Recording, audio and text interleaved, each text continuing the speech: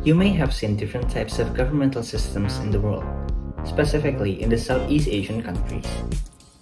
Some of them are governed by a sultan, a prime minister, a president, or even both prime minister and president having the same power at the executive branch. In this video, we're going to have a crash course on comparative politics in the Southeast Asian countries, which specifically focus on the types of governmental systems that adopted in each respective countries in the Southeast Asian region. My name is Raymond. I am one of the awardees of IISMA Universiti Malaya, and I'm gonna take you to a journey discovering Southeast Asian politics. First thing first, the parliamentary system. Countries that adopt parliamentary systems are led by a prime minister as their head of government. They are chosen from the parliament, which means a prime minister is also a member of parliament. Not only that, the member of cabinet or the ministers that help the prime minister are also chosen within the member of parliaments. This resulting the inability for non-member of parliament to be chosen as ministers, not like in the presidential system. So yeah, it's kind of different. Another characteristic that we should be aware of in recognizing the parliamentary systems is that they have things called fusion of power. Beforehand, I already explained that majority members of cabinet who holds power in the executive branch, including the prime minister and the ministers inside the cabinet, most likely chosen within the member of parliament. Therefore, with this kind of thing, we can see that there are sort of intermingled relations between the executive and the legislative branch. So in this case, they are somehow related, which we can call as the fusions of power. Who adopts these parliamentary systems in the Southeast Asian region? Well, I'm gonna give you a few examples.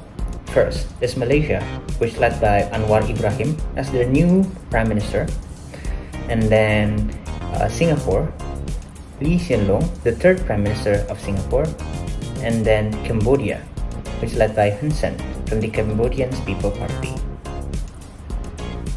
Generally, the elections that conducted in the parliamentary countries or countries that adopt parliamentary systems only choose the members of parliaments, not the prime minister.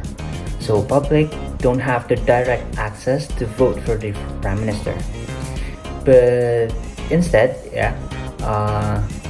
the rights to choose the prime minister or the head of government lays on the head of state.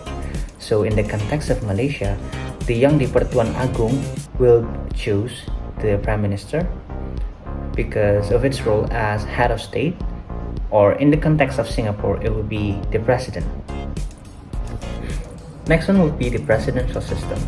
So countries that adopt presidential systems are led by a president, of course. And the presidents are chosen through general elections where people directly voted for them. And they must be a certain member of political party. But in these systems, what makes it different from the parliamentary systems is that their memberships in the parliament isn't really a matter or an issue.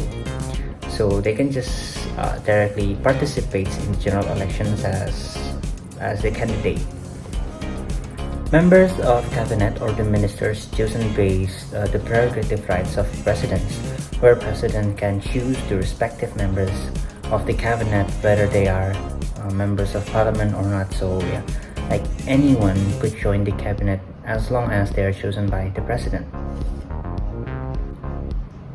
Another characteristics of presidential systems is they have such things called as separations of power and check and balances. So with separations of power, the three branches of power, which is executive, legislative, and the judiciary, they're not related with each other, but somehow they have to maintain check and balances between these power. So each branches of power will not exceed their authority and will not have such thing called as the absolutism. So who adopts presidential systems in the Southeast Asia region? The first one would be Indonesia, where Indonesia are led by President Joko Widodo. And then the second one would be Philippines, where Philippines are led by Ferdinand Marcos Jr., or more popularly known as the Bongbong Marcos. Besides the presidential and parliamentary systems, there are other systems that adopted or exist in the Southeast Asian region. So the first thing would be the semi-presidential and parliamentary system, which adopted by Timor-Leste. So, in these systems, basically, presidents and prime minister have the same power, have equal power in the executive branch. Unlike in Singapore, where presidents have less power, so more power in the executive lays more on the prime ministers in the context of Singapore. And in the context of Timor-Leste, it's different. They have really equal power. And then the next system, or the last one, will be the absolute monarchy, which adopted in the Brunei Darussalam. So Brunei Darussalam doesn't have a prime minister, doesn't have president. They have a sultan as their king. So Sultan in the Brunei Darussalam acts as the head of government and head of state. And the states would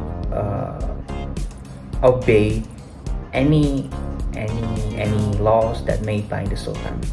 So thank you for watching my videos about the different types of governmental systems in the Southeast Asian countries, and I hope to have a more comprehensive and interesting and insightful discussions with you all.